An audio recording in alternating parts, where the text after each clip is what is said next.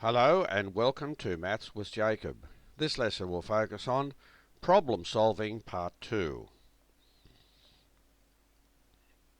This lesson is a continuation of the previous lesson where we used equations to solve particular problems.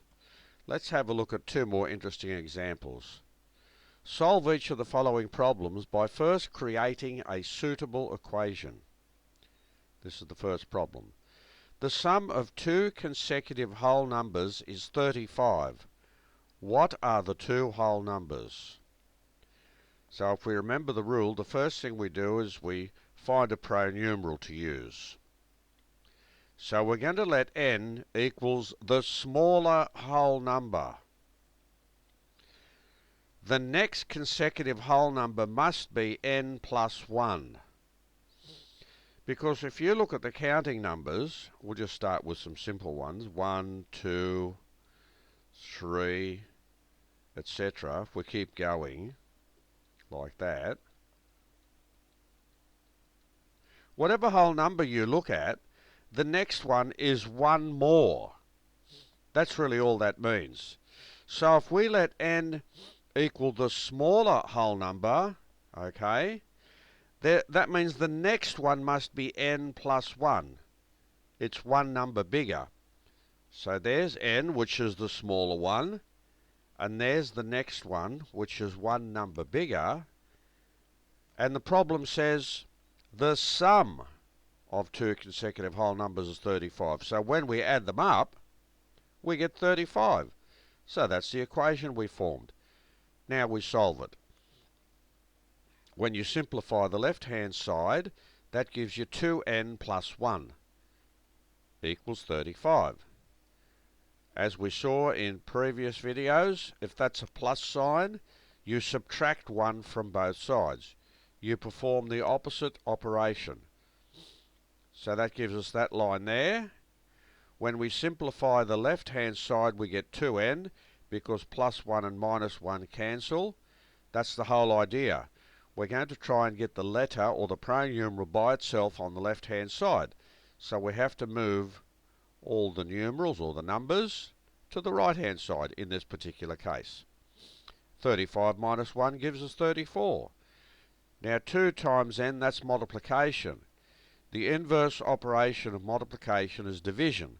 Divide both sides by 2. So that gives us this line. When the 2's cancel, the left-hand side is n. 2 into 34 goes 17. So that means n equals 17. And remember, n was the smaller whole number. So if n was the smaller whole number, then the two numbers are 17 and 18, because they're consecutive whole numbers. So let's test the answers. 17 plus 18 equals 35, and that is correct, and we've solved the problem. Let's look at one more example. This is a very interesting and popular one. The length of a rectangle is 5 centimeters longer than the width. If the perimeter is 46 centimeters, find the length and the width of the rectangle. Let the width equal w centimeters. So there's w, and it says the length of the rectangle is 5 centimeters longer. So the length must be w plus 5. So you just add 5 to the w, because that's what the problem tells us. So here we have the width, the length, the width, and the length. The next thing the problem says is if the perimeter is 46 centimeters. So the perimeter equals the sum of the four sides. That's what perimeter is. So let's add the four sides together. So P must be the width plus the length plus the width plus the length. Okay? So there we are. Or what the other way you could do it is, you could even do it this way. The length plus the width plus the length plus the width. So it doesn't matter which way you do it. Either way, either interpretation will give you the perimeter. So in other words, All those terms, when they're added together, give you 46. So let's simplify that part. That gives us 4w plus 10. So we add the like terms together. That gives us 4w. 5 plus 5 is 10.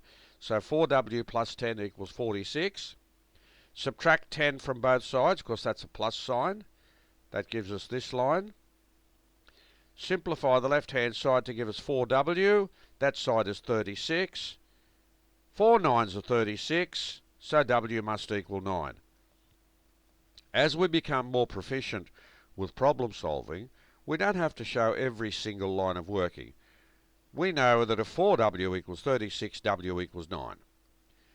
If that's the width, therefore the length is 5 units longer, so it must be 14.